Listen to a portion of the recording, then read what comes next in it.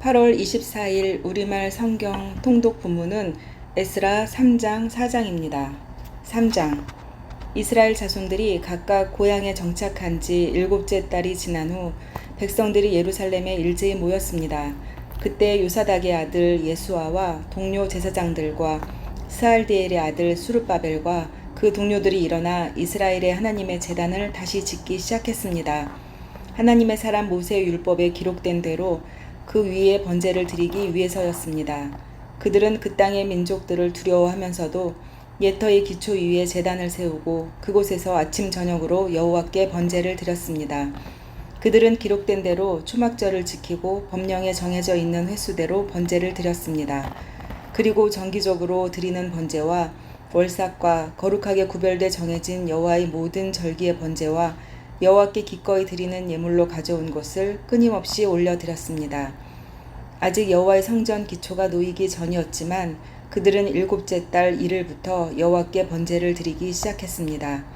백성들은 석공과 목수에게 돈을 주고 시돈과 두로 사람에게 먹을 것과 마실 것과 기름을 주고 페르시아 왕 고레스의 허가를 받은 대로 레바논에서 욥바까지 해안을 따라 백향목을 운반하게 했습니다.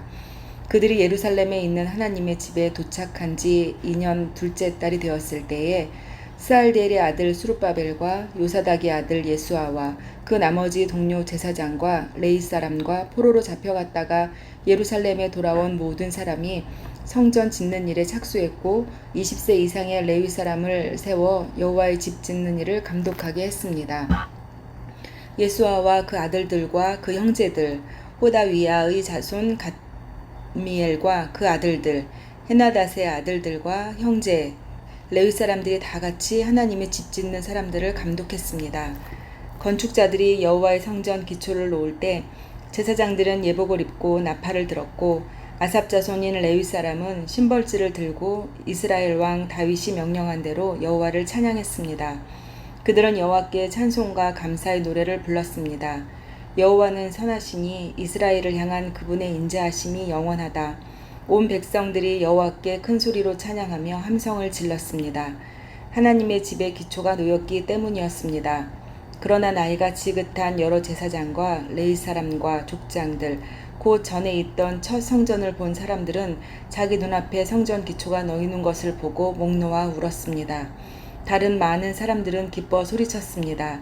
사람들이 어찌나 크게 소리를 질렀는지 기뻐하는 소리와 우는 소리를 구별할 수 없었고 그 소리는 멀리까지 들렸습니다.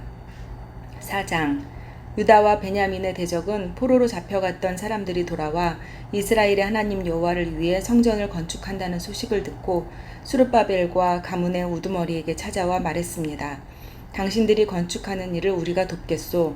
당신들처럼 우리도 당신들의 하나님을 경배하기 때문이요. 우리도 우리를 여기까지 끌고 온 아시리아 왕 에살핫돈 때부터 하나님께 제사를 드려왔으니 말이요.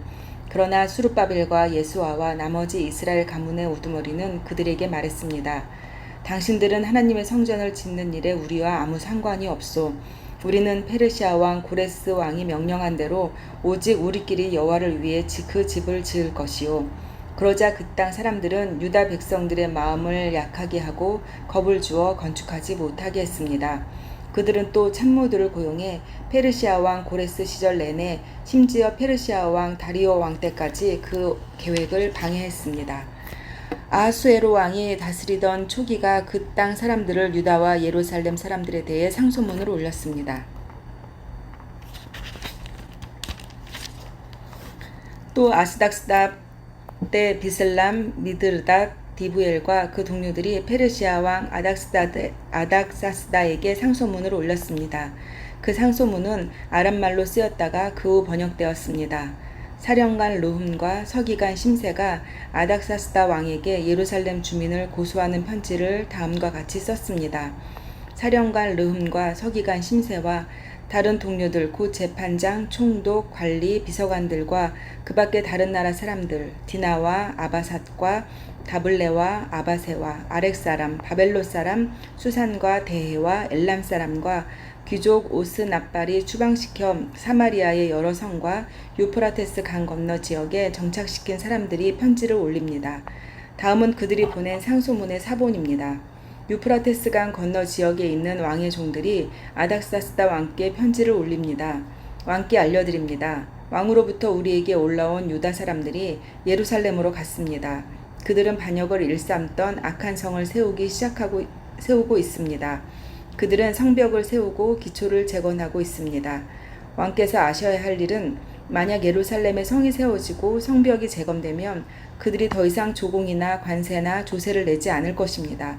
그러면 왕실 예산에 막대한 손실이 있을 것입니다. 왕궁의 녹을 먹는 입장에서 우리는 왕께서 수치당하는 것을 참아보지 못하므로 이 전가를 보내 왕께 알려드립니다. 그러니 왕께서는 조상의 기록을 조사할 필요가 있을 것입니다.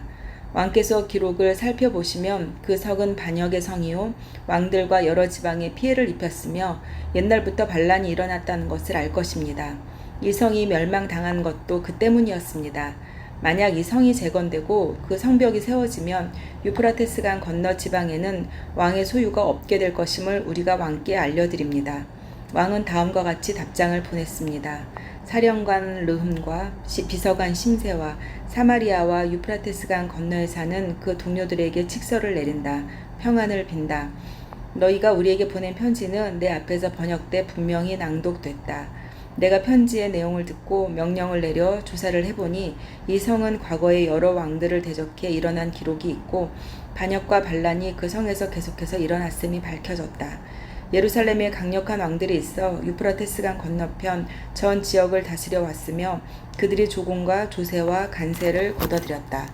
그러므로 이제 칙령을 내려 그 사람들이 하는 일을 중단시키라. 그 후에 내가 다시 칙령을 내릴 것이다. 이 문제는 느슨하게 다루지 않도록 주의하라. 왜 굳이 해악을 키워 왕실에 손해를 끼치겠느냐. 아닥사스다 왕의 칙서 사본을 읽은 룸과 비서관 심세와 그 동료들은 당장 예루살렘의 유다 사람들에게 달려가 강제로 그들을 내쫓고 성전 짓는 일을 중단시켰습니다. 그리하여 예루살렘에 있는 하나님의 집 짓는 일은 중단됐고 페르시아 왕 다리오 2년까지 중단된 채로 있었습니다. 아멘.